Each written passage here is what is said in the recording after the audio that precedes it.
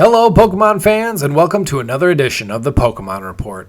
In today's episode, we are joined by a special guest who goes by the name of Glenn. That is Super Nerd Glenn, thank you. Oh, okay, my apologies. Please welcome Super Nerd Glenn to the program. Today, we will be sitting down to discuss something that has Super Nerd Glenn quite frustrated about the upcoming release of Pokemon Sword and Shield. That's right, Tyven.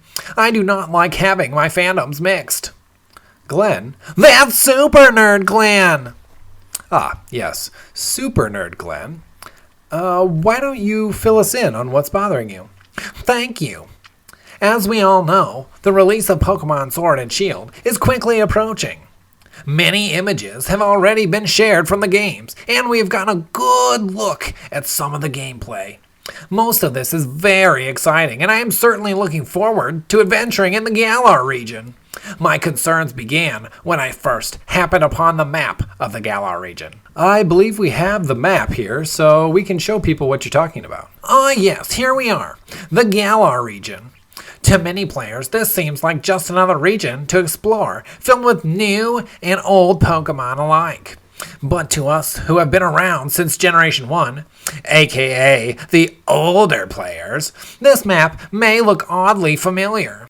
Please, Super Nerd Glenn, fill us in. Over the last 10 years, the Game of Thrones series on HBO, based on the wonderful books by George R.R. Martin, have taken over the culture. Of course, people like me, who are avid fantasy readers, have been immersed in the world since 1996, shortly after Pokemon made its way from Japan to the United States. Okay, so what does Game of Thrones have to do with Pokemon? They had nothing to do with each other until now. Here, this is a map of Westros, the fantasy world from A Song of Ice and Fire. Let's put it right next to the Galar region map. Look at it! Okay. I see a beautiful new map. They do look somewhat similar. Somewhat similar? Allow me to elucidate the situation. Giant ice region up on top. Huge wall separating the icy region. Medieval castle structures. Nicer weather further south. Giant lake in the middle. Need I go on? I certainly see your point. But as we know, most of the regions in the Pokemon games are based on places in the real world. For example, Lumai City had what looked like the Eiffel Tower as its gym. Based on the real world, yes. Based on another work of fiction? I should think not. Couldn't we say that both maps are just based on the United Kingdom? One could say that. But as we all know, Pokemon have types, and the houses of Westros have sigils. I would be very interested to see if some of these Pokemon gyms aren't aligned with some of these houses.